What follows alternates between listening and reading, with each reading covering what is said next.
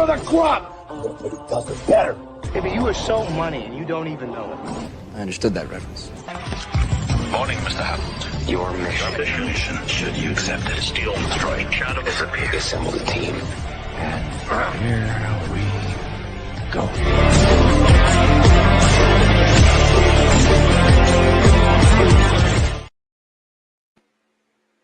Whoa! Holy crap, we had volume going everywhere. 18 tabs open. We're gonna have to fix that intro. It's got the freaking old logo on it. Did you notice that? Nem? Nem, what's up? Orale, what's up, man? What's up, Vato? Oh, we are all taco. Hashtag we are all taco. I said Vato, but it's okay. We can be taco too. So I don't care. I'm good. It's just something I'm not gonna let go of now. Yeah. It's Friday. You can be whatever the hell you want, man. The sake is kicking in. I'm all fine, man. You can do whatever you want. Welcome to another episode of Freer Wheeling Friday. We're in Pops Takes Over Ryan's show and has a couple people out anyway, just because we can do that. Today I am joined by the host of Nem in the AM and Nem's Gaming Madness on the network, as well as my co-host on What's Your Issue when we can do it, Mr. Nem, Mr. Dave Howard. What's up, my friend? What is going on, everybody? I am alive, contrary to the rumors that are out there that I may have died. And yeah, I'm ready to go. And I am also Taco Feo when I play in Slaughterville. So there's that. We're all taco. We are all taco. It's just the way it is.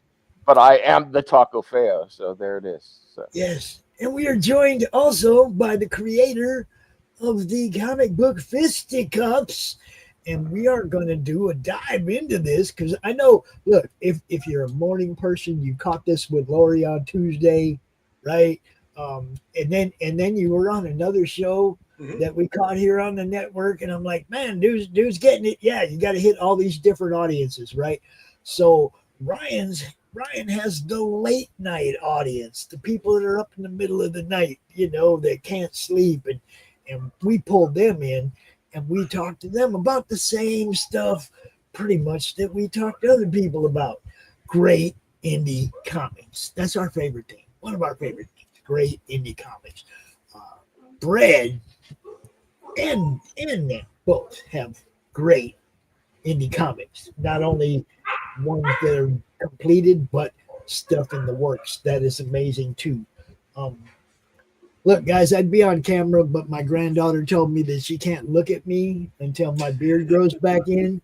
So I'm going to assume there's probably some other people that can't look at me that way either. So I'm just going to leave it alone until my beard's back, right? Straight up, I got a granddaughter that just looks away every time I come in the room. Like she can't even look at me without the beard. You look weird. I looked at you the other day and I survived. So it's not that bad. I didn't turn to stone. I got used to it right away, but it's like, hey, grandkids, man, you got to pay attention to them because they usually ain't bullshitting you. So, you know what I mean? It's like they're brutally honest, man. Kids are kids, right? She's like, you look creepy like that. Okay, I'll grow it back. I promise, I'll grow it back. Well, I actually look like my audio avatar more or less, minus the tattoo across my chin. I'm not that hardcore, so yeah, I'm not that gangster. Not yet. So yeah, you seem much warmer than that when I was talking to you before behind the show. I was like, okay, like no animosity, like we're gonna be cool.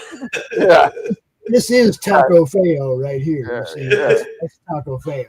See, yeah. And I'm not wearing bling like that. So, but other than that, I'm okay. But yeah, Fred, Nem GM's one of the gaming streams on the network, and then he's Taco Feo in the Slaughterville Path of the Pale Rider crossover RPG, where I am Blunt Sweetwood, by the way. Blunt Sweetwood, that's me. Taco Feo and, That's the name, man. Mayhem. Everybody has creative names in our game. Lori's Mercy Mayhem. Mhm. So you can tell right there. Basically, we're murder hobos. Yes. Our whole crew. God, I need to come up with a name by the end of the show. Yes. Unfortunately, though, when I was doing another show later in the week, and from Lori's show, apparently Team Crow carried over. So I hope that stay too long. Timu Crow was cute, but we can do better than that. I hope so. Something with just a smidge more dignity would be wonderful. Yeah, look, people call me Santy or Ozzy Claus, and it's like it's fun when you get involved in something else, something, and make it bigger than just you, right? These games, all these games that we've done, with the characters have taken on lives of their own, and moved on beyond just being characters in the RPG. Karen and Dante. And Taco over here, okay? There's actually going to be we are all Taco merch because Taco became a thing on his game stream, or on Chris's game stream, right? Mm-hmm. So it just, these things keep evolving, and I love being part of it. But I came into Lori's show, I caught like the first 15 minutes of it, and then the last 15 minutes of it, and I was working the rest of the time. But you got my attention, obviously. I jumped in at the end, and we talked for a while after the show. I like what you're doing, and you have the kind of personality that says, come check out what I'm doing. You're going to enjoy yourself. You got that straight up, we're going to have a good time. Come hang out. We're going to have a good time, whether it's reading your book, whatever, right? You have that kind of persona going for you, which is great for selling stuff. That's awesome to hear, Pops, because it's I'm new to this, so that's something like I still I still struggle with it, is getting comfortable and feeling like it's weird because you're trying to talk about your comic, and you're like you say the same things over and over again, and sometimes it's like you kind of struggle between like selling and talking. So that's why I really like these shows so much, is like it's less about like trying to hook people with like a pitch and stuff. You can kind of, like you said, show your personality a little bit more, and welcome people into the weird stuff that I make. So yeah, I really enjoy this kind of stuff. And the good news is I haven't slept in months, so like I can hit the morning shows, the afternoon shows, and the late shows.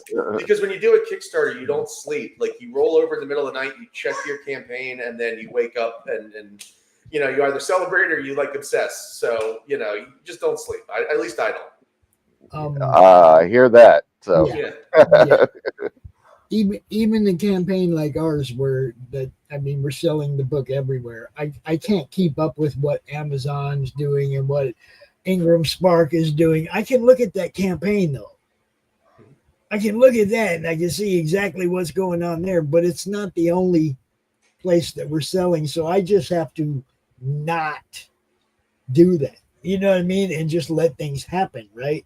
Because we're promoting it everywhere, we're selling it everywhere, and we have different things that are exclusive to different platforms, which gives you a reason, right? Okay, Fund My Comic, we set up the thing there because I wanted to do an exclusive cover that was only available on Fund My Comic, right? I'm just trying not to laugh because there's a wagging dog tail in the background of Fred's picture there, so. Oh God! I told you that's Parker. Parker. So every time I do a show, he does this. He's very jealous of me, and it usually only happens when like I'm enthusiastic talking to people, like when friends call or I'm on a show. Like he never like acts up when like I'm on the phone with like a bill collector, like a credit card company. Like, he's very quiet, but like now he wants attention, so he's. I got the WWE reference earlier. We have an old WWE pillow on the ground there, and Yeah. he will like bury his ball in it and then chew a hole in the WWE thing until he gets the ball out. So, like, I think last time I checked, we have two of the same blanket. I think one of them, like John Cena, is like missing like a chunk of like his face and neck. So, that's what he does when I'm on a show. So you'll see his tail waggle. That's him. His cry for Nice. attention. Nice. Yeah, he's a good boy though. All right, so tell everybody a little bit about how you ended up here. How you ended up here, like right Planet now, Earth? 5 years ago, Okay. and tell me how you ended up right here, right now on this show. Sure. Well, actually, you know what? I'm going to take it back a little bit further than that. I'm going to go 20 years ago. 20 years ago-ish is when I started writing fisticuffs, right? This, you know, it's over the top, crazy, but like it's like deeply personal, right? So like 20 years ago, you know, I think we all emulate our heroes. So my hero at the time was Kevin Smith, and I liked that he would kind of do something that was a little bit more artsy, Nice. and then a little more like entertaining, right? So I was working on like my like little, you know, what Kevin would call a dick and fart joke script, and then I was in a writing class, so I was like, okay, I'll sink my teeth into something a little bit more like meaty and stuff. And even though like the issues in the book are things that like it took me like years to kind of like get through and whatnot, at like, you know, 20-ish, I kind of knew that these issues were, you know, with me and stuff. So I started writing about them. And over that time, it took me, you know, Fisticuffs was like completed, but I would like put it away for years and, you know, dust it off and like polish it back up. But like, I never kind of knew how to tackle it. Right. 5 years ago, I was getting ready to do a movie. I was going to try to crowdfund a horror movie. I had a script, and you know, you're a wrestling guy, you might appreciate this, but the plan was to do like little excerpts from the movie to fund a third of the movie was like, you know, on location shoots and like, you know, movie within movie stuff, and then 2/3 of the movie was like on location in a cabin. So my plan was to like fund enough to make a trailer, use the trailer to fund the first third of the cabin movie, and then plug the stuff from the trailer in the movie as I needed it, right? So one of the first scenes that I was getting ready to shoot from the movie, we actually had we were in talks with Maxwell Jacob Friedman, the wrestler. He was going to be MJF, the ultimate MJF. heel. The ultimate heel. I love that dude, man. Me too. He's one of those, like, you know, there's some people that like you can tell like from wrestling that they're like they have like the ability to be good actors because they're just like natural, right? Yes. MJF is like very natural and stuff. And to my credit, even though we wound up never filming it, like I was right. Like he's you know, doing he did the Iron Claw. He's doing Happy Gilmore too. Like, did you like how he did Happy Gilmore too? I thought he was hilarious. I haven't seen Happy Gilmore 2 yet, but is he good in it? Oh yes. I just got Netflix back a few weeks ago. I hadn't had it for a while. So now that I have it, I'm catching up on stuff. Dude, that is definitely something you want to watch. Becky Lynch is in it. Really? MJF is in it. And MJF is one of Happy's sons.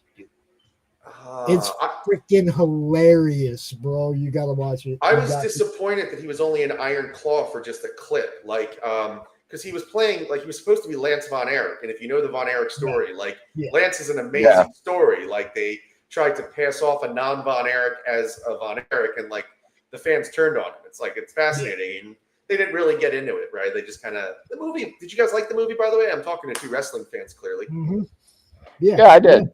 I enjoyed it. So it was good. I just wished it had a little bit more, you know, I felt like a lot of times they kind of skipped a lot of stuff happened off screen. You know, it was a lot of reactions instead of, I mean, you don't have to show like gruesome scenes and stuff, but I don't know. I felt like some of the stuff, like, you know, I felt like it missed a lot of that story. I've been a fan of that story for years, like from the idea of like, I mean, that was a dream project of mine. If I ever got to like direct a movie or make a comic, like I would have loved to have tried it because it's sad and tragic, but kind of beautiful. You know, Kevin kind of wound up with a, you know, happy ending and whatnot, but not with his brothers. Anyway, wow, am I off track? Anyway, no, there is no track. You see, that's the wonderful thing about Freewheeling Friday. See, all right. You know, it's almost like what's your issue when I'm here, because basically I'm going to give the guest the floor. I want you to leave here knowing that you got to talk about whatever you wanted to talk about. And you know what I mean? It's like, I want you to leave happy and wanting to come back. You see what I'm saying? Pops, I'm already Now, happy. if Ryan was hosting this show, it would be totally different. It would be movie quotes and talking about movies, and his style of hosting the show is different, right? Nem is probably more like that than I am. I don't do a lot of the what's your favorite movie and get too much into that. I'm more the comic and music guy. Oh, we can talk about anything, Pops. I'll talk about favorite movies and stuff all day. One of the things, like I like to catch people off guard and ask them things that probably nobody else has ever asked them before. Okay. And that's hard when you're talking like somebody like Chuck Dixon, right? How do you ask Chuck Dixon a question that nobody else has ever asked before? It's hard to come up with something, but I did. I got him. I was like, Chuck, what's your favorite album cover art? Well, I will say, just listening to you right off the bat, the one thing I could say is like I don't have tons of experience, but I have a lot of the same feelings you do a lot of time when I get on these shows to promote stuff. I'm like, does anyone really care about any of this that I'm talking about? You know, or a simple question, and I'm talking about like, the Von Erichs. Yeah. Well, I mean, like, look, I could have just like looked at your I could have caught the middle of the show the other day and just seen the campaign part, and been just as excited about talking to you tonight because of your campaign. Well, you see what I'm saying? Thank you. But you also had a personality of somebody that I felt like you could come out here on the show and hold your own, no matter what, and direct a show, even like when you go off on a tangent about stuff that you like, this is what we're trying to draw out of you, because appeal, right? And appeal. And people have to like who you are and how you present yourself if you want a long time following. Okay, somebody might like this one book and then not like anything else you ever do. We don't want that. We want them to like you enough to be longtime followers of you as a creator, not just your one storyline. Well, thank you. I appreciate that. I'm happy to, tell all my my weird stuff. But that's what it's about, man. It's like just getting to know people. It really has a lot to do with it, especially now when social media exposes everybody for who they are. Mm-hmm. Okay. When I very first started doing this, man, I came out here and I told people who I was. Look, I've been in prison for weed, this, that, the other thing. There was no unturned stone somebody was going to be able to throw at my career later. You see what I'm saying? Because I was actually trying to build something here. So I told everybody who I was, who I am, and I own who I am and carry forward.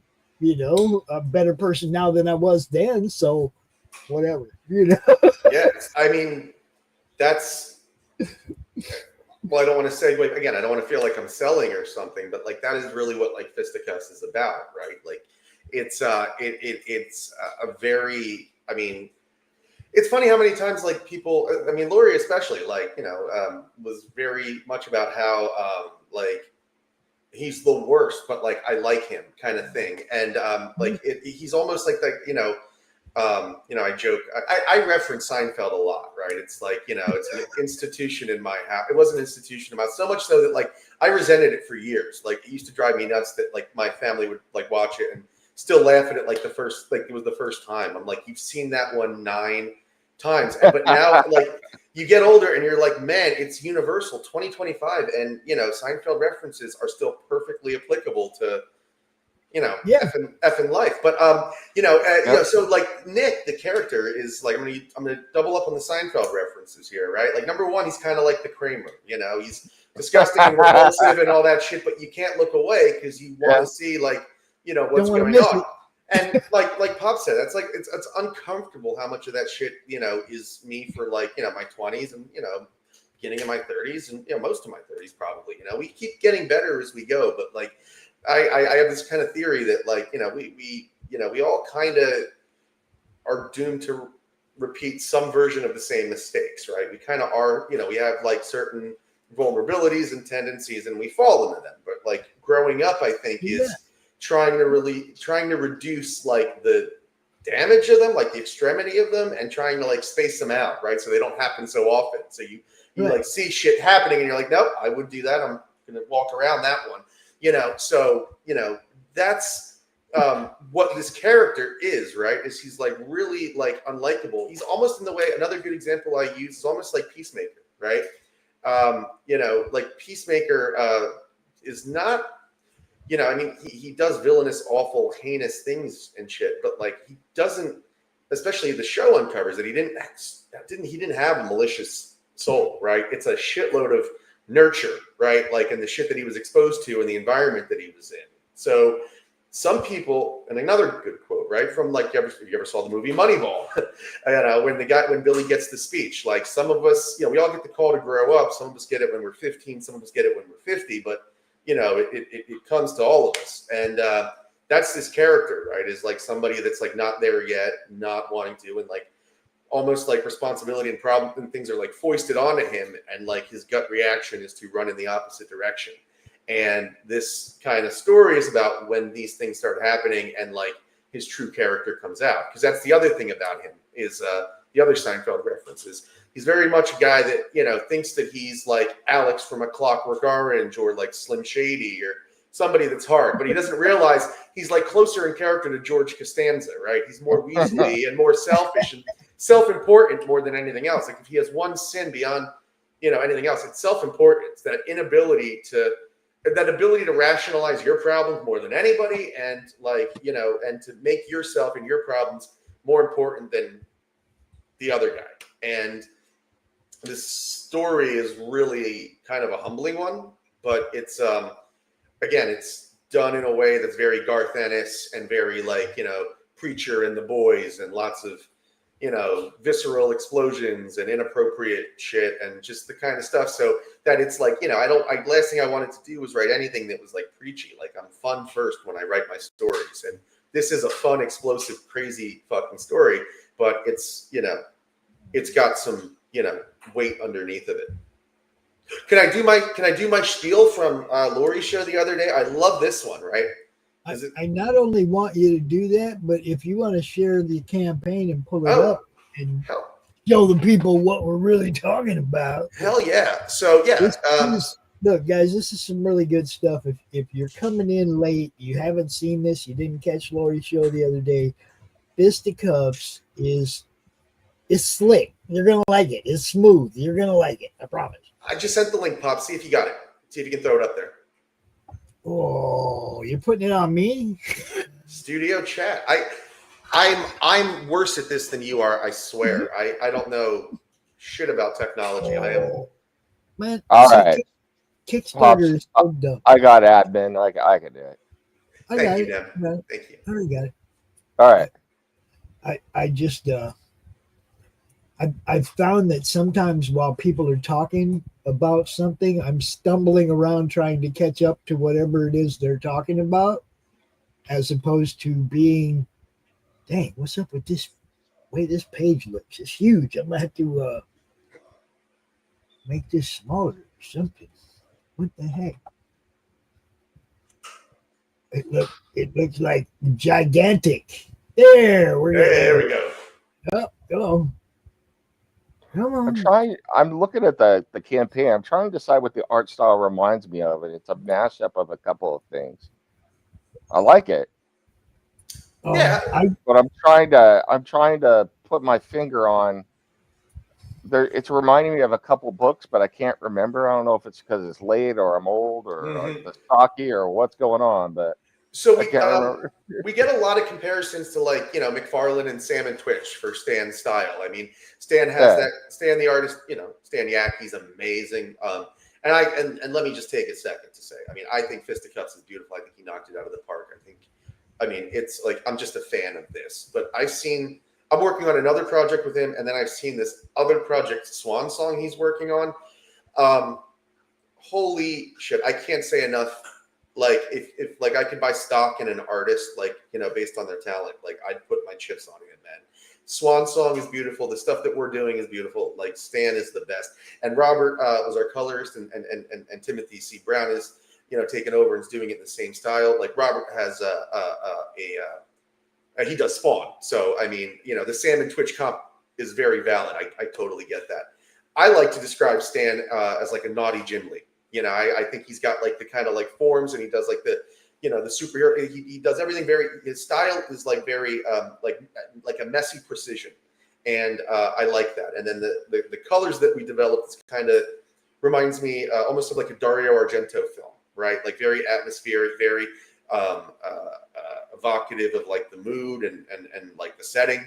Like I love our bar scene, right? Because the bar that they most frequent, is meant to be like a shit worse bar, and it's got a green tinge to it, right? Because A, I wanted it to feel like you're looking at it through like a Heineken bottle, and B, because I found out that apparently when designing a bar, green is like the worst color you can choose. It's like off-putting and people don't like it and it's distracting and it does bad business. So those are the reasons for that. There's only 3 things we do with the color green. What's that? Money, weed is yeah. We smoke it, and we golf on it. That's very true. But oh fuck, lost my train of thought again. But yeah, I can throw somebody off so easy. You see how quick I did that? You went, huh? Yeah, well, and I was talking about the team too. I didn't want to forget because I feel like letters, like is like an underappreciated thing, and Dave Sharp is like a veteran, and like you can see it here. Like I mean, the pages he had like such like. We're gonna cover your whole team. We're gonna look at the pages. We're gonna do all that. I only stopped here because I want to play this trailer. All right. And then we will scroll down, and you'll be able to highlight each bit of everything. See, I'm a big promoter of the team. I make sure everybody gets highlighted. Every time we're doing a show like this, I make sure the creator talks about his people. Okay, so we'll definitely get to them. I promise you. We're going to show this trailer, though. I want to see this. I didn't get to see this the other day. You see? Yeah, this is the teaser. This is the teaser. Yeah. Are you ready? Let's do it.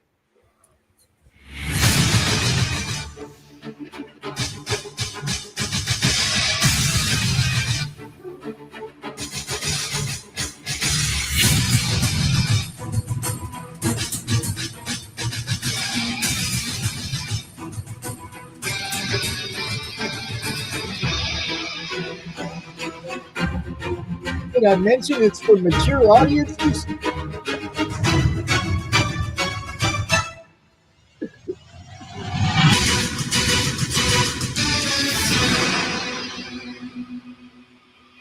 Oh yeah.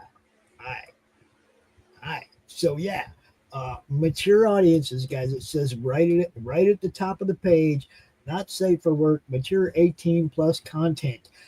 How many alcoholic beverages can a man consume and still perform as a vigilante? Let's find out. So there you go. There's your setup. I'm going to assume these are all cover images. Mm-hmm. That's one of every cover that we got on the campaign. Yes, Parker loves them too. Yeah, that's our variants for 1, 2, and 3. This campaign is. We have 3 is the one that we're introducing now. We did 1 and 2 last time, but of course, we angled the campaign so that we can welcome all new readers and stuff. We have catch-up tiers and all of that, so that you can jump in and experience, like you never missed a beat. And I highly recommend to anybody out there, like if you're on the fence of this at all or you've heard about it. Try to read it cold, at least the first issue or 2. Like it's best not to know. It's best to know as little as possible. Like in a perfect world, I wish this was, a dark, like a comic book release that nobody knew what it was, and it was 1 month after another. But avoid spoilers is what I'm saying. Get in if you can and experience it as fresh as possible. Yeah. Look, I'm already. You've already got me just like right here. Okay, for fans of Timu Crow,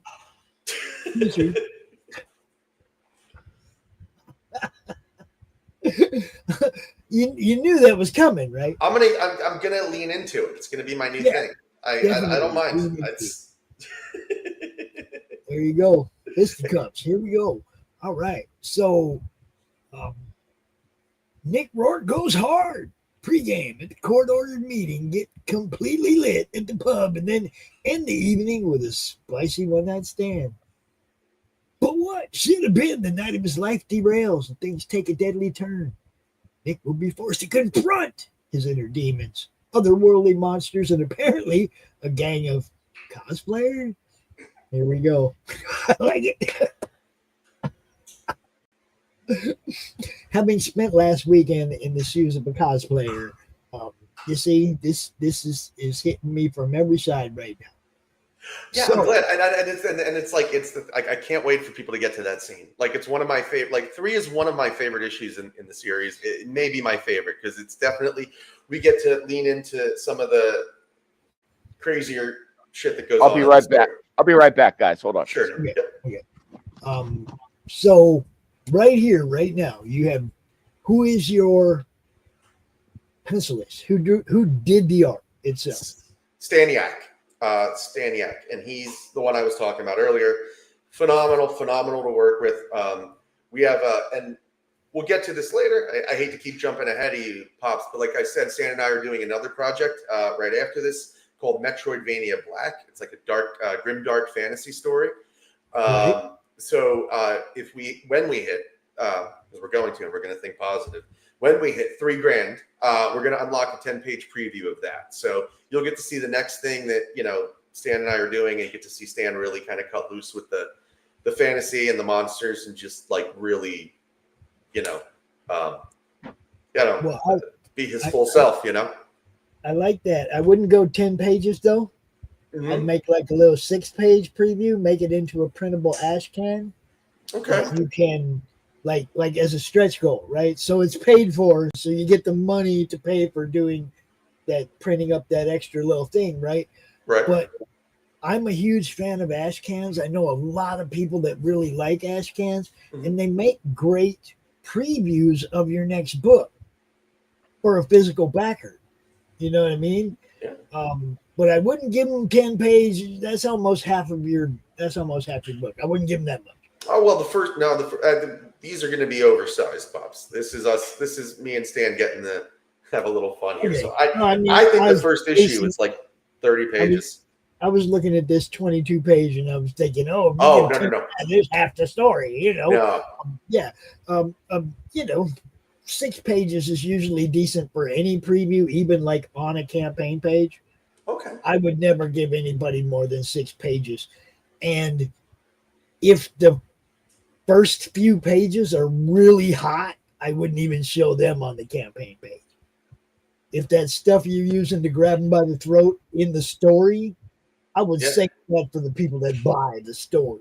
You see what I'm saying? Yeah.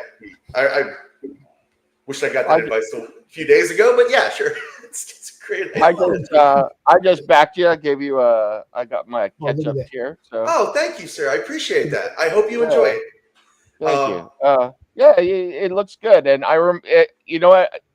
I figured out what it reminded me of. I was looking at if Pop scrolls up. Oh, okay. Back up. Yeah, this page right here. That reminds me, and I can't remember the artist's name, but that looks like it could have been a page right out of some of my favorite stories from 2000 AD, back in the mid 2000s.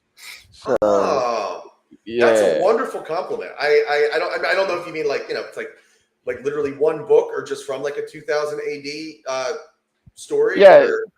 Yeah, there was a series of stories that they would do in there. I mean, obviously they have Judge Dredd, but they would do like lots of other stories. And there was one artist, his style was very much like that, especially that panel that's bottom right on the screen right now on the page. Yeah, I love that panel. I love that look. So yeah, it's very cool. So yeah, definitely to pick this up. Plus, you have me sold at Kevin Smith and the Seinfeld references, like Pops mentioned. I've got a book that's going to be on. The campaign is in February, but like I've got Kevin Smith reference. It's a satire book, so it's a parody book. But what's it about?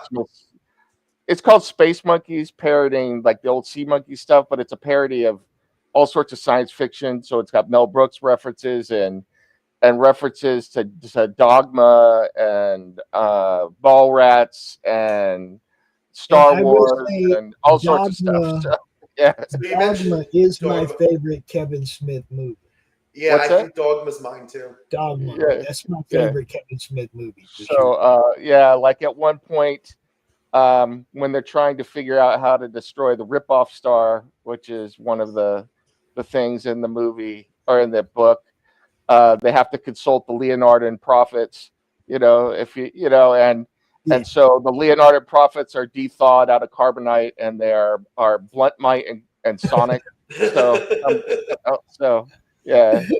Now, his Space Monkeys. Look, he did a comic called Blood World Phoenix Throne, Uh-huh.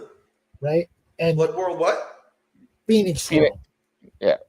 Okay. right? So, in the book, he's like, I'm gonna be cute and I'm gonna make one of them old school Sea Monkeys ads, but I'm gonna change it to Space Monkeys, right? And he put this in the book, and everybody loved the Space Monkeys, and we're all like, we need a Space Monkeys book, bro. We need the actual book. The ad just all that did was snowball downhill, like we were talking about the other day, Fred. People love Space Monkeys more than the book that Space Monkeys was on. So the back cover ad was more popular than the book. And my wife was like, you're going to have to make Space Monkeys into a comic. I was like, I'm making Space Monkeys into a comic. It's just an ad on the back. And people kept telling me that. And I was like, oh, I guess I'm going to do it. And I started writing it. And I've fallen in love with it. But yeah, you never know. You never know. So speaking of Space Monkeys, I earlier today I started watching this movie, and I just want to bring this up and recommend this to you guys because it like changed my perspective on the world. Have you heard of a? Yeah, I'm gonna back for sure too. Space Monkey sounds awesome. But have you guys heard of a movie called The Age of Disclosure? No. It sounds familiar, and I don't know why.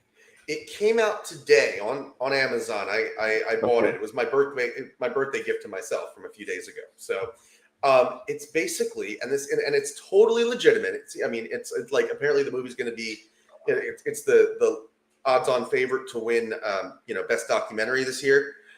It's about UFOs, and it basically okay. Or whatever, I forget what we call them now. It explains how real they are, how the guy in the documentary all the people in the documentary are vetted as having clearance and being legitimately top brass, right? And work for the government and deep levels and stuff. The one guy talks about how he's actually seen the photos of alien autopsies. Extraterrestrial autopsies. Wow. So apparently all that stuff is real. X-Files, all that stuff. And they're here. I was an air defense officer in the Army in another life. And one of the last things I worked on in the Army was it's called THAAD, THAAD. It's a weapon system to shoot down ICBMs, nuclear missiles. Yeah. So we would go out and just do radar tracks out in White Sands, New Mexico for days just to get the radar down and calibrate it and write our software and everything else. We used to track all sorts of weird stuff all the time. And we were like, what is that? And we're like, I don't know. Doesn't matter. And someone would come along and take the radar tracks and they go somewhere and we never know what happened to them. But, there it is. Yeah. And apparently there's this stuff all seems very uncomfortably real. They talk about these things kind of appearing above our nuclear reactors, and they've triggered things to go on and off from time to time. It's scary shit, and it kind of changes your worldview to be man, this has been going on as long as I've been alive and I knew nothing about it. It's crazy. And I'm not prone to conspiracy. I don't get into that shit, but this affected me. I recommend it. We had something weird happen in our neighborhood in Phoenix when I was a kid, right? Maybe 3rd grade, 4th grade. And me and my friends saw something that scared us enough to run home. Really? It was up in the air, Okay, and it was up in the air. That's all I'm gonna say. And it scared us enough where we ran home. And the next day at school, some of the older kids were talking about seeing something by the fairgrounds, which is only a half a mile away from where we were at. When I really started buying into all those stories is when I started. I had it from the kid, though. I had that Yeah. from the kid where I knew there's shit up in the air that ain't right.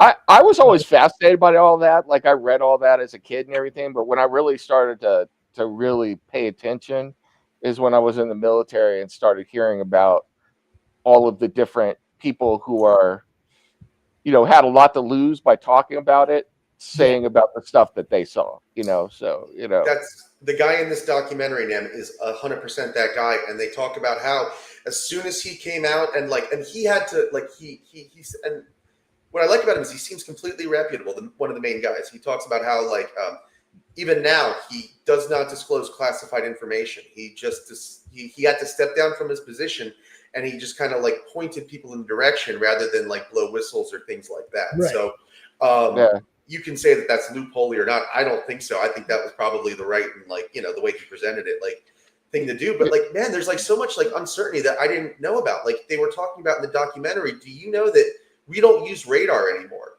in commercial flights or anything? Oh yeah, it's all transponders. So yeah.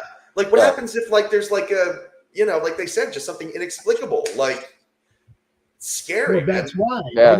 they don't want a record of it. You see what I'm saying? Well, And plus, transporters aren't going to pick all that shit up. if you used actual radar to track all that stuff in airspace instead of a transponder signal, you'd have a lot of problems with communications and everything. I mean, actual high power radar. I can verify this because we've done it on dares before. You can go out and take a frozen burrito, put it out in front of a microwave radar, and turn that thing on, and it will cook it. So it's Well, yeah. Yeah. Okay, I didn't know that, but no, it's just it's crazy to me. It's just one day you think the world's one way, and the next day you think it's another. It's nuts. If you ever get a chance, one of the ones that really changed my mind a lot it's called the Rendlesham Forest incident. It took place in the 80s in the UK. Rendlesham Forest, Lakenheath Air Force Base. It was a U.S. base in the UK in the 80s. And over 2 nights, a lieutenant colonel and a bunch of MPs saw a bunch of really weird stuff. And it was the same thing you're talking about. There was nuclear weapons there, and stuff was hovering over the nuclear weapon bunkers and all sorts of stuff. So, yeah. Yep. That's man. Okay. So I do want to jump back to this for a second, because as I'm scrolling through this, I'm seeing the color palettes change on each page. Yes, sir. I love it. That's badass, dude. Very location driven, right? Like I said, our bar is kind of our green location. I love that the meeting that he's in, right? Like the substance abusers meeting in the beginning. It's kind of the most naturally lit. And I kind of getting a little spoiler. It's kind of or not spoiler, but thematic, I guess. It was kind of meant that way, because I feel like that it is it's probably in the story the place that he's literally the most sober, because he's usually drinking around that stuff. But it's also where he's most exposed, right, and out of his element and shit. So every kind of location, there's kind of a choice behind. Or most of them, there's choice behind the color palettes and stuff, and it kind of gives that, like I said, Dario Argento kind of look that kind of makes it feel more like cinematic, I think. Yeah, it's very cool. Thank very you. cool. I love it. I really like the way it all looks, man. It's the movement is great in the panels too. It's very fluid and dynamic. Squish. Yeah. But it's sometimes it doesn't look static. There's a lot of really cool layout decisions that I love. It's little things, but if you scroll up for a second, just a little bit, right there, stop. Oh, go back down. Yeah. I mean, this is just a little thing, but I love it. The fact that you're not constrained all the time by the panel lines, and that the handkerchief is out of the panel. You know, Right. I love that style. So cool. So That's one of those like flourishes that Stan brings, and that's you know, he's brilliant. There's in book 4 we're going to get to. There's one that I love in particular where you know, there's like a fight going on, and like somebody gets kind of like hit, and they kind of like break through the confines of the panel, and like the panel kind of shatters and disintegrates around the character as they're breaking through into the next panel. It's a really subtle flourish, and that's the brilliance of Stan. He's the best.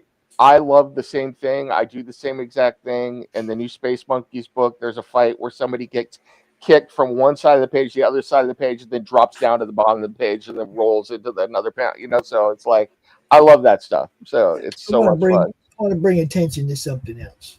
The use of the squish in the yarg. Okay, you'll notice they're in the place they belong. Okay, down here, you got these guys are just arguing, and they hear a crunch. They both turn, and here's dude crunching this, and the crunch is down here where the crunch is, and the squeeze up here where his mouth is, and the blam blam blam is over here where the gun is. I love the way he uses the sound effect words. Yeah, they're where they belong. The crack is on the jaw, the smash is on the wall. You see what I'm saying? It's not just somewhere on the page, it's where it should be on the page. It's a very interesting book to look at, though, already, and I don't even have the book in my hand, but I mean, you've got the panels are not all uniform sizes, they're offset, but it makes sense. You know, I really, really enjoy it. I think it's a well laid out book. It looks really, really cool. This, like right here, this is brilliant too. So good stuff. I love the silhouette of the big old giant rat or whatever. Well, you know what that reminds me of, though, that silhouette, though, what chases those two guys, that reminds me of Bone. I don't know if you guys know what Bone is, but I know Bone. Oh yeah. Yeah. That reminds me of everybody one knows of Bone. Rat Monster Bone. So, so if you don't know Bone, quit watching this show right now and go with Bone. Okay. But yeah, this is badass, man.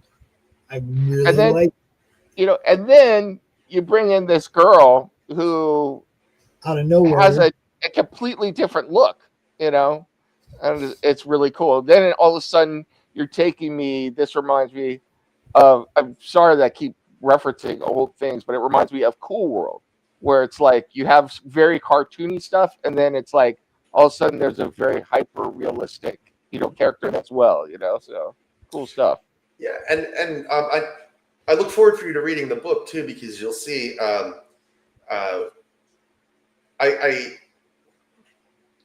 don't know why I keep going. I tend to rely a lot on like cinematic references and stuff like that. But there's a lot of like the way the story's written. It's from like Nick's point of view. We really get inside his head and spend a lot of time with him. But we also, it's very tangential, right? Like it's almost like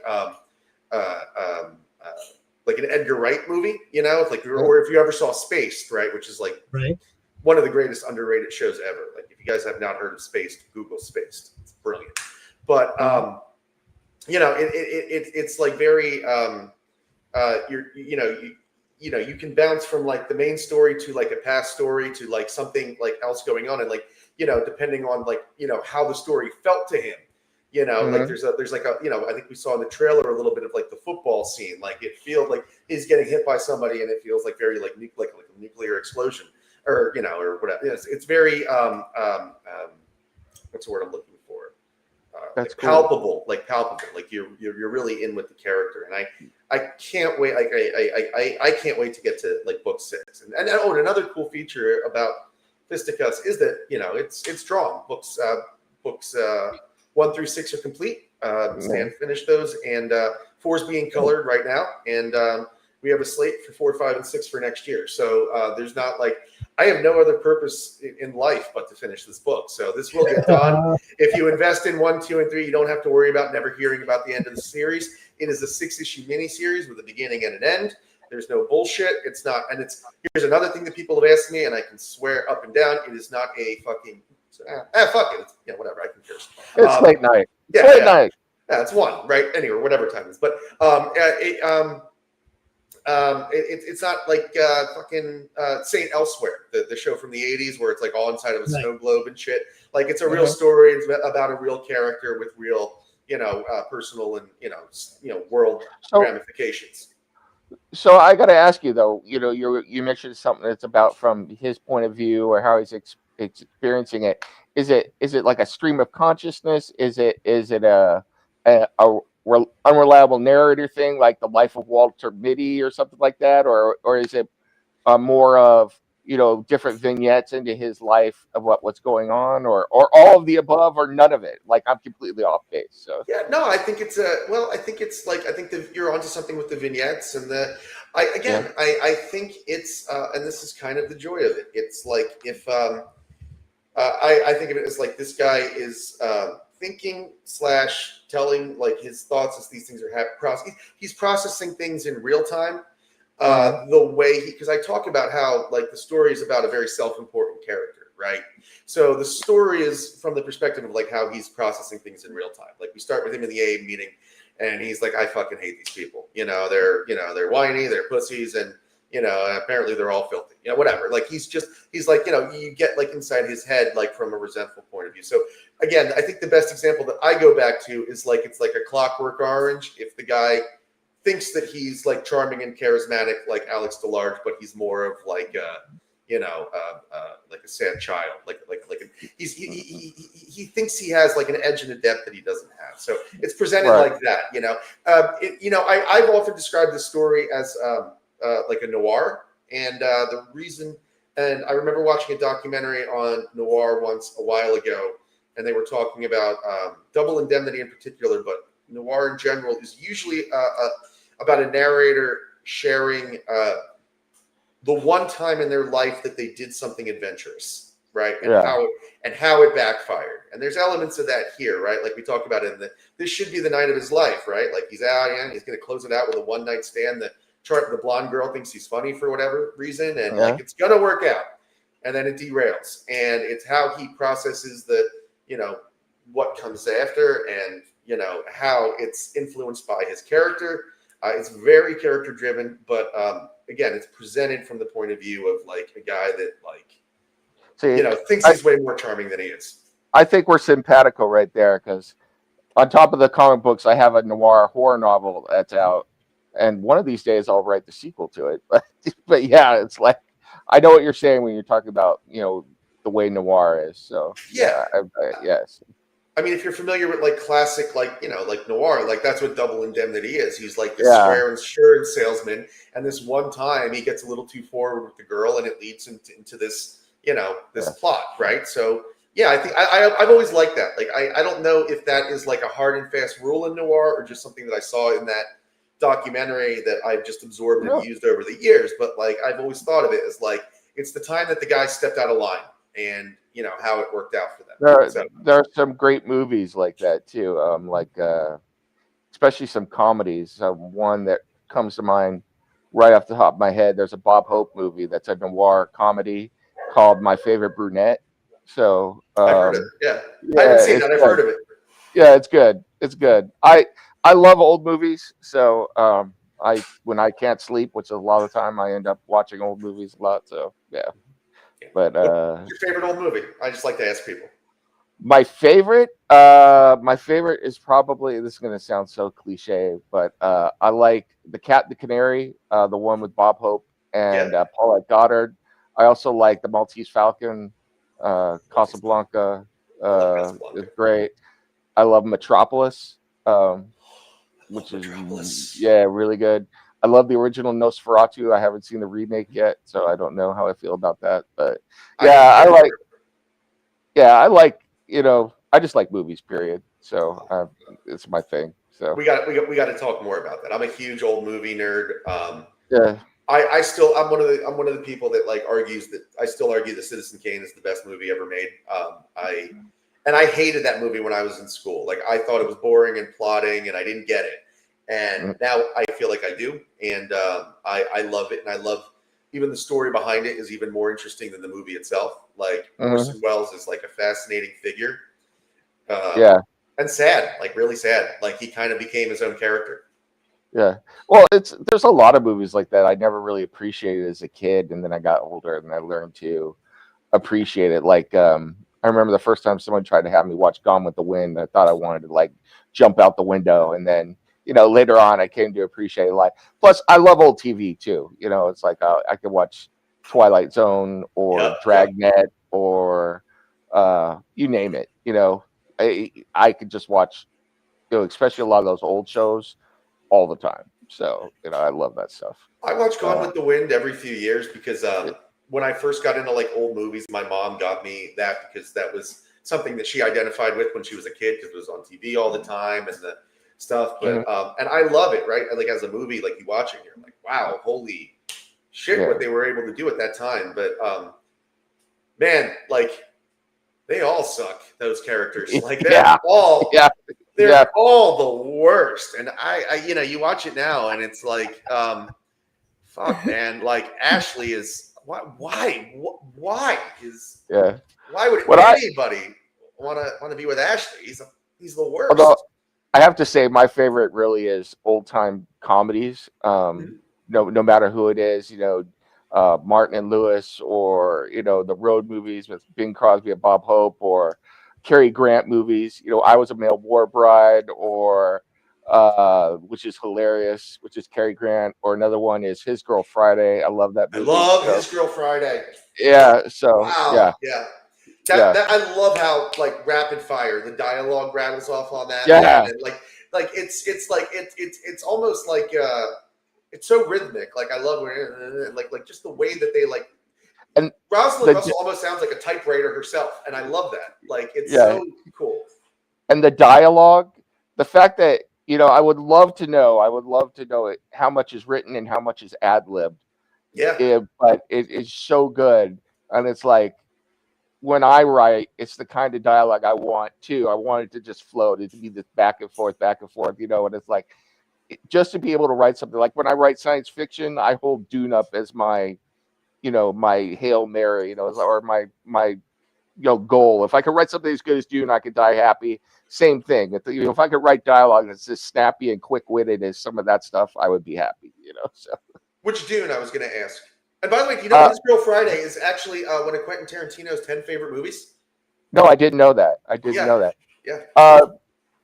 I like the books, so but as far as Dune on screen, yes, I like everything. So it's all different, but I like a lot of what they did technically in the new Dune stuff. My favorite stuff, honestly, because I think it's most true to the books, is Sci-Fi Network did a series of mini movies or mini series out of Children of Dune, Dune Messiah, and the original Dune book on the Sci-Fi Network in the early 2000s, which were really good. So was that around the time that they were doing like the Battlestar Galactica stuff? Like Yep.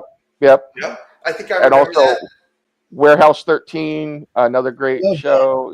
So a lot of good stuff. Yeah, Warehouse 13 is great. I love that show. So I remember the title. I don't think I saw Warehouse 13. Yeah, I enjoyed it a lot. I will admit that I freely took some ideas and put that in a different comic that I wrote for another company. So I changed them enough so they're my own, but I am man enough to say, hey, if you want to know where the genesis of this idea came from, it's right there. So well, like I said earlier about like talk about your inspirations, man. Like I said earlier, when we pattern who we like or who we like, look up to, and I was gonna talk about George Carlin earlier because you guys asked about Pops asked about how how the project came together, and George Carlin is like my ultimate hero, right? Like I love him, but like George Carlin to me, was just like the peak of like wit and writing and like performance. Like he was so good at what he did. And He he was was. I just mean, you telling could the play. truth, and everybody thought he was joking. Everybody thought it was funny. He was just telling the truth. Yeah, you could play his bits from then, jamming in New York, and they played perfectly with today. Like But even when he did character acting in movies, he was Mhm. fantastic. I mean, Rufus and Bill and Ted, Oh, yeah. great. Click. Cardinal Click, yeah, and Dogma, great. You know, he didn't come here to give us the willies.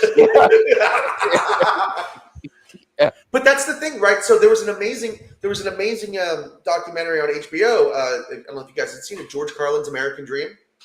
Yeah. I haven't seen it. I haven't seen that.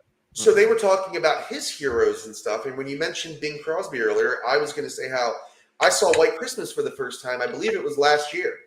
And you watch that movie, and I had no idea because Danny Kaye was one of George Carlin's heroes. Danny Kaye, fantastic. Yeah. And if you watch that movie, you watch any like Danny Kaye, like my God, like the George Carlin mannerisms are right there. Like he totally got that from him, and it's his hero kind of passing it down, and then there's a generational artist like me that got from George, so it's how Danny Kaye was so talented. I mean, he did lots of singing with the Andrews Sisters, which was great. I mentioned The Secret Life of Walter Mitty. He was the original Walter Mitty in the original movie before they remade it later on. And yeah, so that was a movie back in the 50s, I think, with Danny Kaye as Walter Mitty. Another one, he did something called the Inspector General, which is a hilarious movie. It's kind of like a French farce, and he plays the Inspector General in it. So yeah, Danny Kaye is an incredible talent. Yeah. I can't say enough about him. So yeah, he is. And when you see the way that he spoke and the way that he almost like sang, like George Carlin would do that too, like the little nursery rhymes and stuff like that. Yep. He had that very, so we all kind of, emulate our heroes, at least when we start out. Like I remember there's a great documentary, the PBS Superheroes series, if you had ever seen it. Neil Adams talking about the creation of Batman. And he talks about it very romantically. And he's like, Bob Kane made it the way, any young artist would, by trying to make something completely original by stealing from everything he knew. And it's true. Like he's the Shadow, but like with wing, but yeah, it's that's how, artists start. And then we eventually, I think, find our voice. Yeah, definitely. So much is created. Like, look, just on this show, okay, or not this particular show, but on the network, there have been so many collaborations that have led to an original character, but it's still people's inspirations, and those inspirations are going to come from individual things, and once it's all meshed together, you might not recognize it unless they tell you, hey, I was inspired by Howard Chaykin when I did this. Unless they tell you, you might not catch it because of the blend. Yeah, that's a good way to put it, the blend, because there's like a lot of artists that again, another person that I'm a huge disciple of is Frank Miller. His Daredevil's probably his Daredevil and Alan Moore's Swamp Thing are my two favorite comic runs ever. And if you read his, he openly admits it, that he stole the Elektra saga from Sans Serif and The Spirit. And you go back, recently went back and rediscovered Will Eisner's The Spirit, and you read that, and so much of the Frank Miller style and that urban crime stuff that he tapped into in Daredevil comes right from Will Eisner. So my first exposure to Elektra was Elektra Assassin, and that was Stankiewicz. Yes, yeah. And that was just watercolor beauty. Yeah, you know what I mean? It's like eight books of Stankiewicz art, and a very different Elektra than most people know. See, I think one of the greatest compliments that I could ever get in my artistic life was that someday someone would read something that I do and be like, I'm stealing that. I would be, very happy, So, I was inspired by that. That's good. I'm hoping the same thing in my case, that somebody's inspired to do what I'm doing and help build everybody up. I'm not going to be here forever. Yeah. You know, I'm hoping that there'll be 2, 3 more other people that'll do something like what I'm doing, build a network of great people and do something, you know, bigger than the individual. And that's really like the best thing that we can do, right? Like I was talking with my dad because I showed him the beginning of that the UFO movie, and he's like, "Oh Right. shit! Like, you know, how do you like, you know, it's so crazy. Like, you can't worry about that." Actually, Marco Rubio of all people is in the movie talking about how like once he was brought into all that, how like he realized that he you know, he had to like kind of concede and accept the fact that like on some level, like, you know, we can spend all our time trying to like worry about like what will happen and what will go wrong, but eventually you just kind of got to let things be and just focus on what you're worried about and like what's in front of your face, you know, and what you're doing. And like for me right now, it's this comic. For you, it's this network, and like, you know, it, you know, like, you know, there's always like nuclear. There's probably a nuclear threat going on right now. There's probably something getting shot down that we're never going to hear about. But Yeah. that's not for us to worry about. We just worry about the network or our book or whatever we're trying, or books, whatever we're trying to do. It's funny though, because when I was a kid, that shit was ingrained in you. We didn't have fire drills; we had civil defense drills. Yeah. I love that hiding under your desk would have saved you from the news. Yeah, we also had everybody get under your desk. You're like, what? And he's like, everybody get under your desk, and it's like, oh, that's gonna stink. Growing up here in California, we also had earthquake drills all the time where you get under your desk, you know. And the most trouble I ever got into in high school is we had a big earthquake, and my friend and I got up on our desks and rode them across the classroom like a horse. You know, so, you know, as it vibrated across the classroom like those old like electric football games and stuff. So. That is a great reference. I got that reference, like that visual right away. You were saying about the nukes pop, like George Carlin pointed that out. He's like, they used to actually measure nuclear fallout in sunshine units. Like that's what they fucking called it. You know, like it's insane. Like, you know, language is just total bullshit. I've seen some of those old duck and cover commercials and stuff. It's like now you hear about it every day, and people are like desensitized to the fact that this country could bomb that country at any moment, right? Oh, yeah. Nobody cares.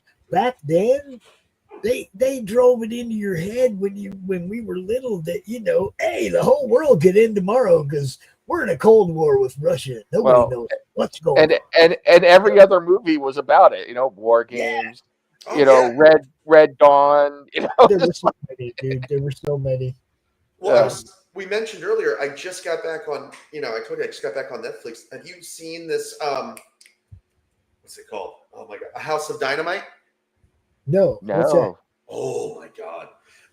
You know who Catherine Bigelow is, right? Director of like Hurt Locker and Point Break, and Near Dark, one of my favorites. She directed this movie. It's basically they're in the war room, and all of a sudden we don't know where it's come from, and we can't track. But there's like a nuke heading for Chicago, it's like how it plays out in real time from like I believe the perspective of the Situation Room, the president, and I think the Secretary of Defense. And man, is it scary? Like how like you know. Tense it would be, yeah. Like they like when the ballistic missiles coming in, they go to fire the defenses, and what's up, Kevin? One doesn't fire, and the other one misses.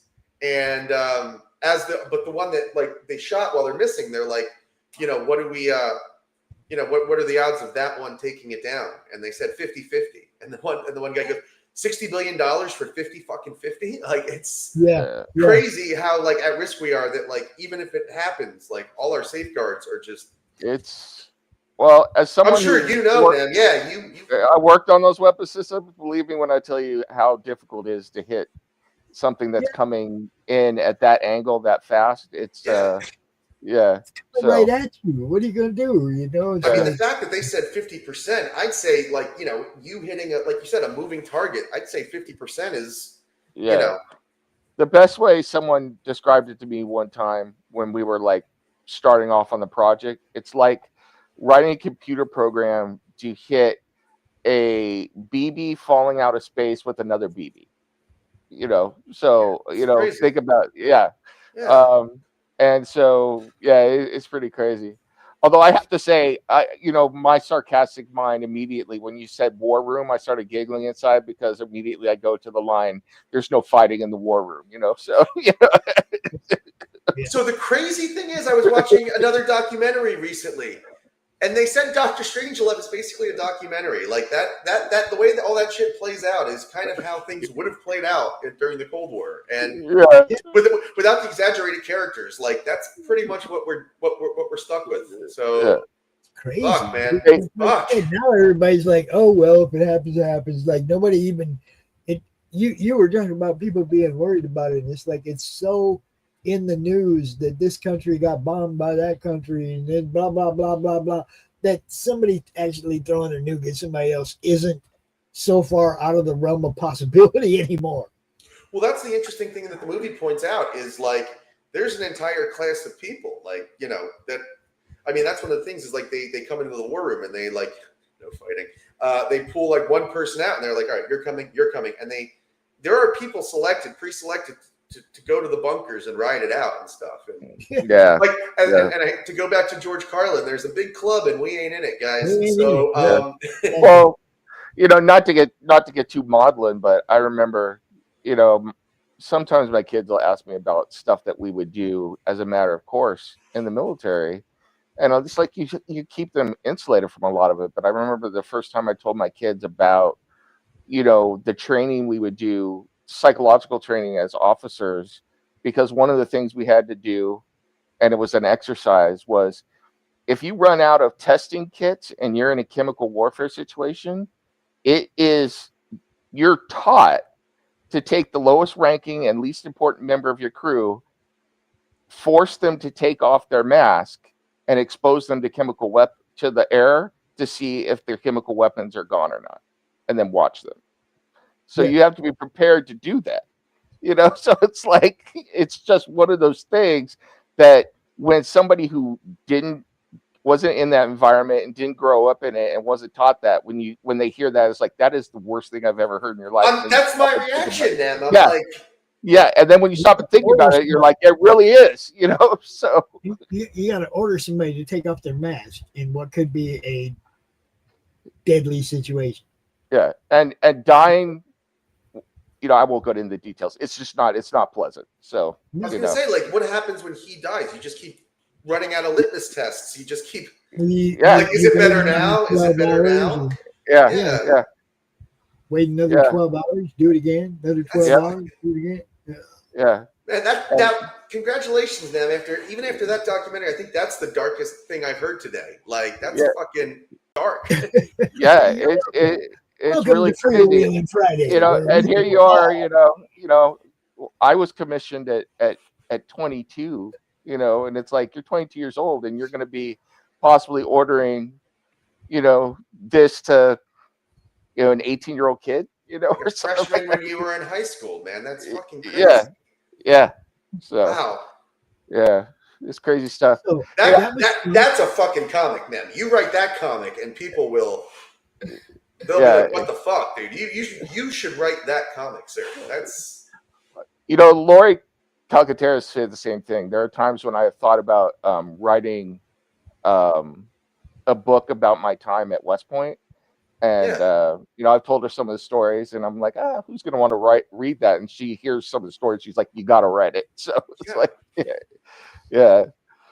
I hate to pour cold water. I gotta take off. So my neck is starting to kill me. I wanted to show you one thing before I go, real quick. Yes. Pop, if I could throw something up.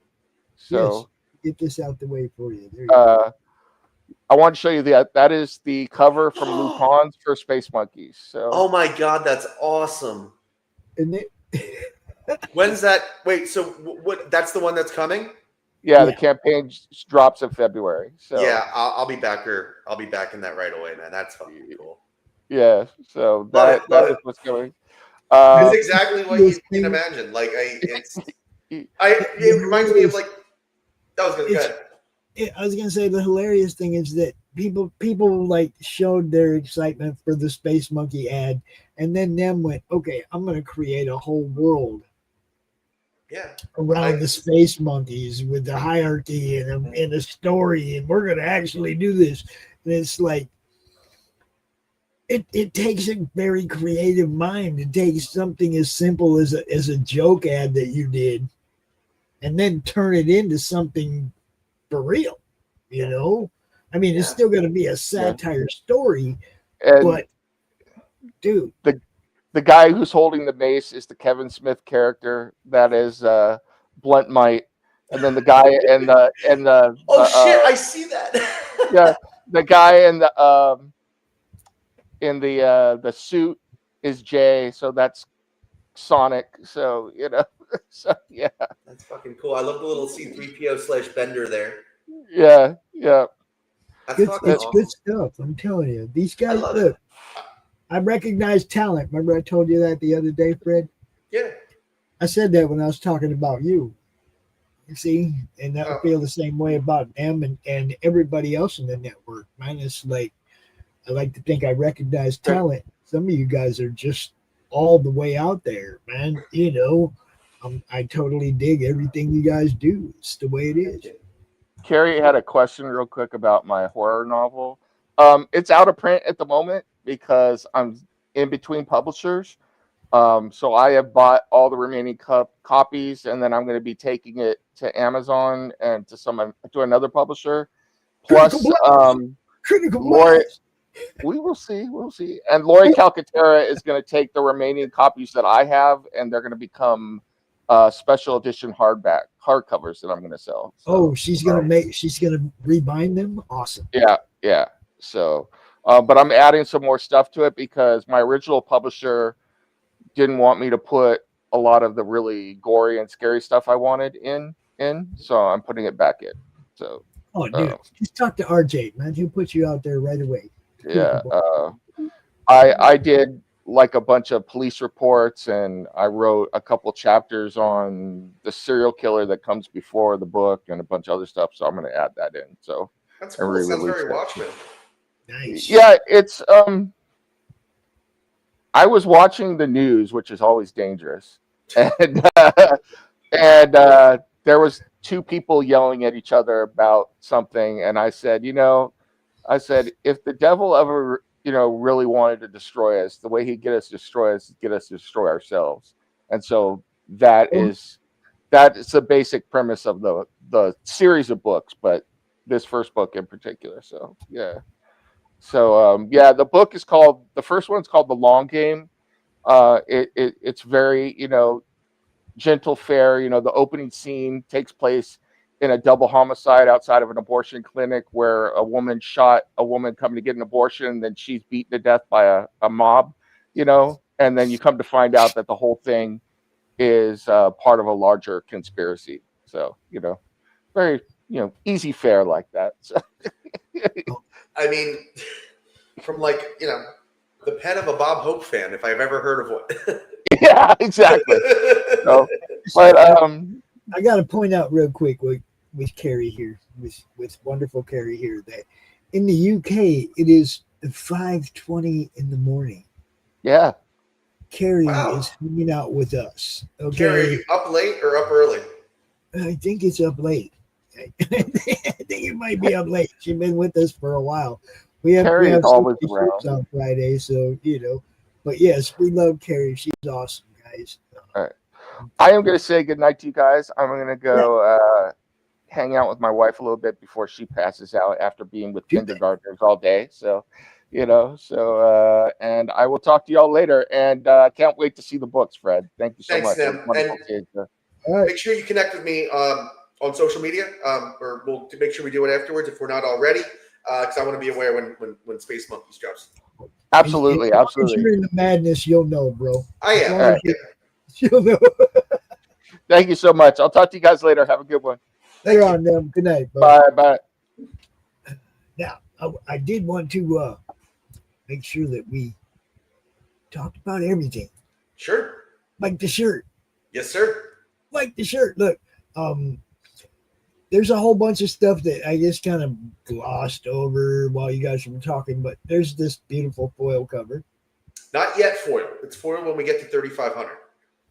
Oh, well, yeah, it's stretch goal, right? Yes, stretch goals, sir. So we need to, Because I got people. way down here. I was way down here in the stretch goals. Yes, sir. Cameo rewards, catch-up bundle, all of it. Everything's down here. El Fistamundo bundle. Yeah, that's kind of, well, there's, I'm going to bite my tongue on that until we get to book 6, but it plays later. But yeah, no, that's basically our, bit of everything bundle. So Right. you can, that's got everything. And the cameos are everything. Plus, you can be drawn into a cover. I've got like an awesome idea for, just like the ad says, an amazing idea for a variant cover to book 5. Stan and I talked about it. He says he can do it, and he can get, in addition to the idea of the cover, we can fit 5 people in the cover as a cameo, right? Completely there, completely legible, completely identifiable. So you can purchase your way into the cameo cover for, I believe it's $350. You get everything in the bundle plus involved in that cover. Or if you're selfish and you want to get you and a bunch of your friends in, you can buy it outright for $550, and you can get 5 people of your choosing, as well as everything that we offer. That's So awesome. yeah, I've been saying, like, nobody's taking us up on it yet, because it's like, it is a whale reward. But if you want it to, get your family involved, like, parents and children, just something so that, like, your friends will always question your parenting in the question, like what the hell is wrong with them? Why would they put them in such a smutty book? This is the way to do that. Here you go. $4 for a PDF, people. That's decent price. You know it. Book 2, $4. Book 3, $5 because it's new. It's new coming to you. And then you got all 3 in the PDF form for $10. And look, some people have one book for $10 in the PDFs, guys. Just throwing that out there. Fisticuffs, book 1, cover A, $12. We're talking about 22 pages, $12. This is mature. It's not for kids, not for your kids. All right. So cover A is $12. Cover B is again $12. You see that one, and cover C is $13. No, that's book 3, cover A. Book 3. I'm sorry. That's the new one. That's the new one by itself. Yeah. There you go. That was book 2. I'm sorry. I got a little bit. Sometimes I get too fast, ahead of myself. Here we go. B covers. Here we go. The book 3B cover right there that we were talking about. That's almost foil. $17. And that's by Rufino. Kiss and Nay Rufino. Yes. Kiss is the artist and Nay Rufino is the colors. Both did an amazing job. Retail bundle. You got to have a retail bundle, people. You got to. It's just part of the rules.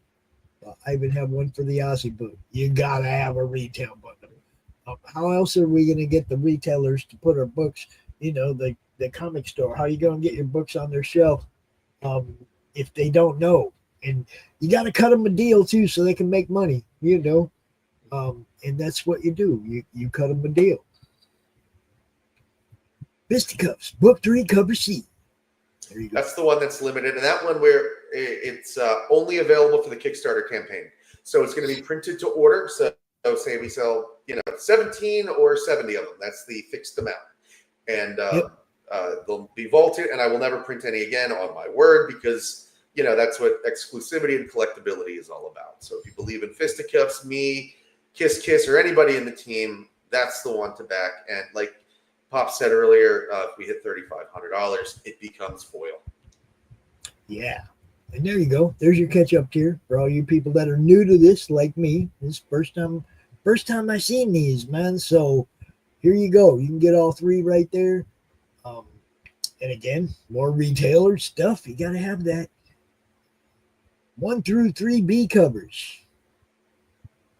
Now, I'm assuming in the add-ons, you can get any combination you want. Right? Absolutely. Add-ons, we've got something like 20 plus add-ons and stuff. You can customize anything you want. We've had lots of people kind of pick up one book and just mix and match their own bundles. And that's awesome.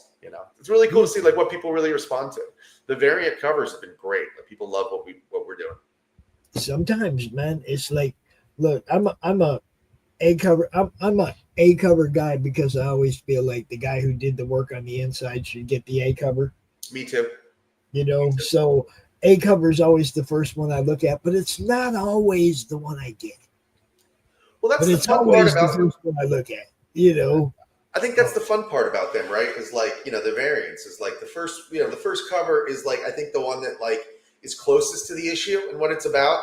And then like the variant cover, you can have a little bit more fun with, like the first one, right? Like you can see there, the red cover is him in the car accident, which is very like, essential to the story. We reference it in the story in the first scene. It's we pick up right into that.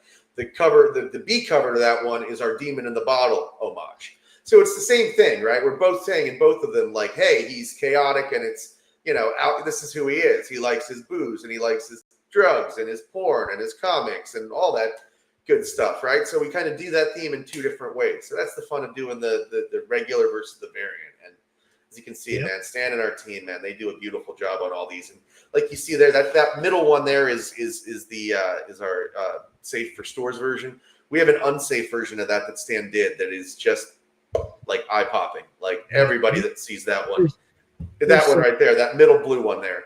We have that without the window and the wall, so you can see what's fully behind there. And yeah, man, it is NSFW, like not safe for sure, but man, is it crazy and fun. Good stuff. There's all kinds of stuff here, people. Come check it out. The family cameo, I like that.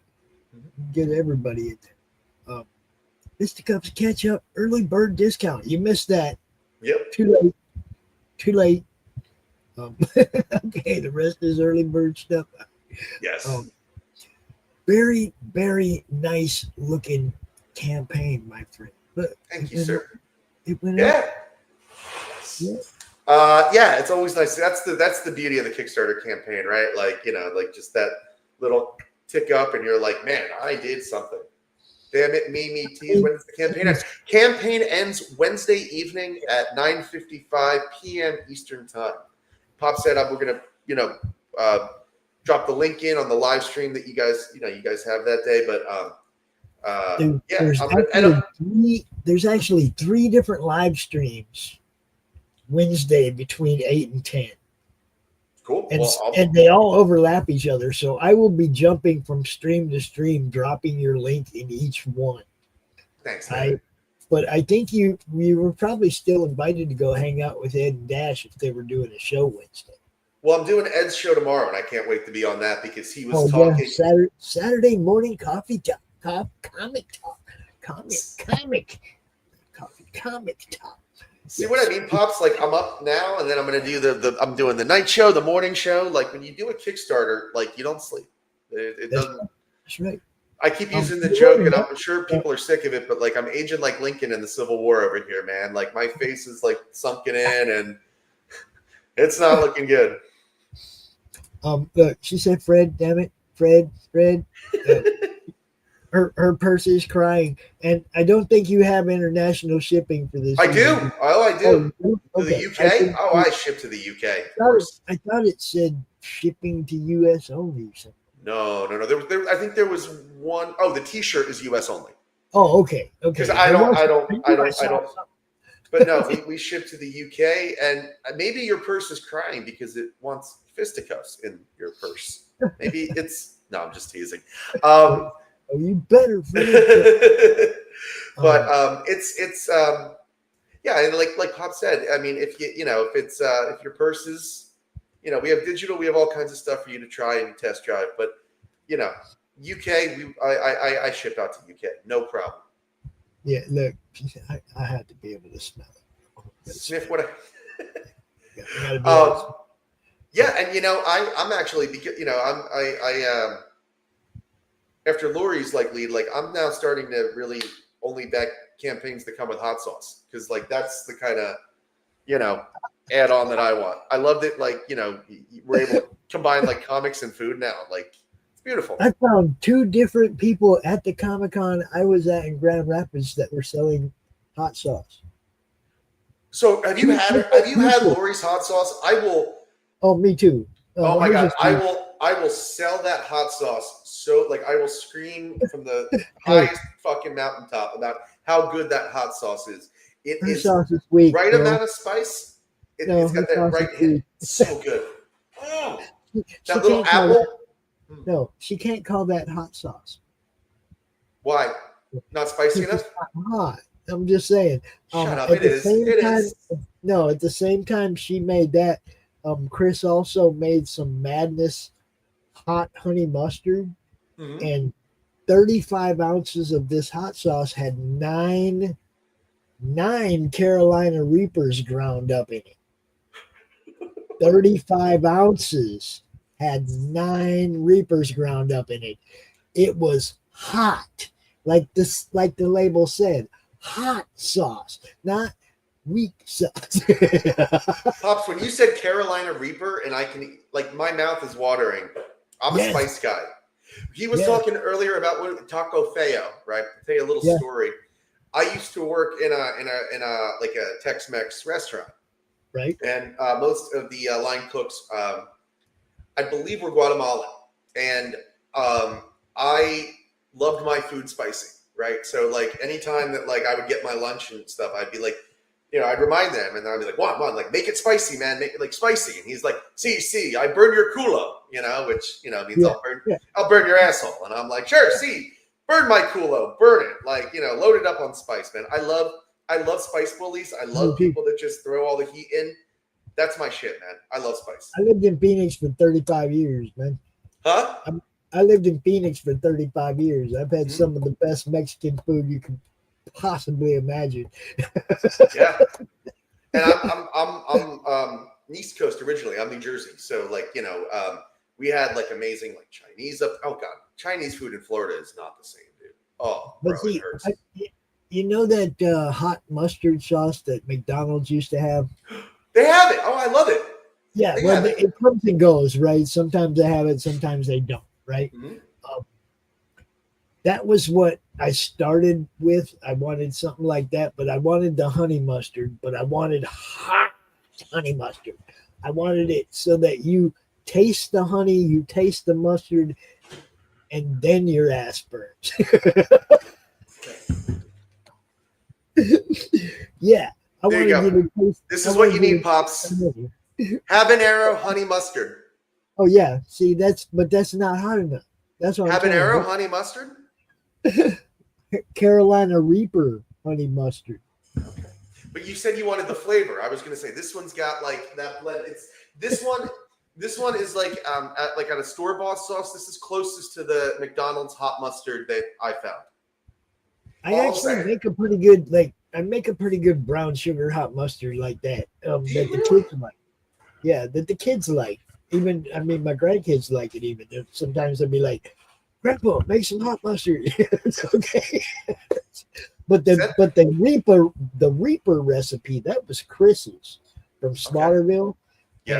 And when he sent me that bottle, it's like I nursed this because I didn't want it to be gone. And there's still just a little bit left in that bottle. And it is the hottest honey mustard I ever had, and I love it. Pops, I told you I did the opposite with Lori's thing. I got Lori's hot sauce, man. It was gone in like 3 days, and it's because I figured I was like, oh, I'll just go on her shop and I'll order like 6 more bottles. So I was like drinking Lori's hot sauce, like I mean, it was that tasty. Which one did you like? Which the one did Path you to like the the Pale- most? Okay, yeah, this is the one I You love like- to sell. I love to talk about this, right? It's called the Path to the Pale hot sauce. Yeah. It's Right, got the okay. right amount of spice. It's got like that Worcestershire type taste, but it's got the hint of apple from the apple cider. It's amazing. Did you try the Serrano jalapeno? I don't think so. No, I've only had that one. He also, I think, had a mango habanero. Yeah, I cranked all them out. They're all tasty, but none of them were hot enough for me. You see what I'm saying? They all had great flavor. Are you a Just- Chinese food guy? Yeah, I like some Chinese food. Depends on what it is, But I was gonna say, my favorite thing. I love that when you go to the Chinese places and you get the hot oil, and it's just like that like roasted the roasted chili peppers, like the japones all chopped up, and Again, my mouth's watering. I love that, man. I dip everything in that. Egg rolls, dumplings, the whole nine. Like I said, I was from New Jersey, and I think in New Jersey and New York, we had a really good like Chinese food. A lot of good Chinese food in the area. Like down in Florida, Chinese food's not the same. Dumplings are all rubbery. Yeah, I don't think Michigan has the best Chinese food either. If the town doesn't have a Chinatown, it probably doesn't have good Chinese food. Mm-hmm. Yeah, I spent $20. I spent $20, or not quite $20, but there's one day I was having a. Now she's flirting with you. I know she ain't talking about me. So no, it has to be you. Look at that. Look at that sketch there, man. That's you. Look, your sketch looks very George Carlin, by the way. Addie made me look really good, huh? You look like kind of like George Carlin there. Yeah, Addie made me look really good. I know. You look slick, Pops. It's an artistic trait. They take something that's rough and they make it beautiful, right? Yeah, I wouldn't say rough, but don't be so hard on yourself. Come on, I'm 62. I can take it. I'm rough. And one of my friends earlier, I turned 50. Oh, yeah, you're still a young pup. Yeah, I don't want to hear it, But yeah, I do have another show I got to get ready for, believe it or not. All right. So, well, you're talking about you got to be on that show in the morning. Yeah, I'm going to have another 2-hour show, and I have to get up at 11 and tape a show with Mike Barron. So I'm you're the busiest man, sir. I'm. This is my weekend, bro. Every weekend, right? It's nice. Like we do the thing and we enjoy it, and we do it for people like you, and we hope you enjoy it.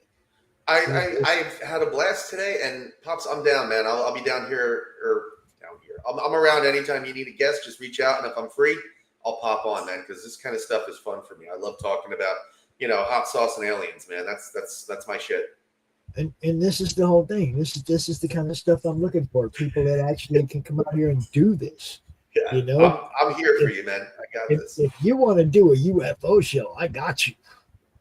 I don't know if I know enough about that. Maybe I'll think about it, because the next thing you know, like I'm disappeared. Either the government or the aliens. Like I don't want to probe. No pun intended, but I don't want to probe too far. They have to come to me first, though. Okay. Come to me first. Well, I don't give up my sources.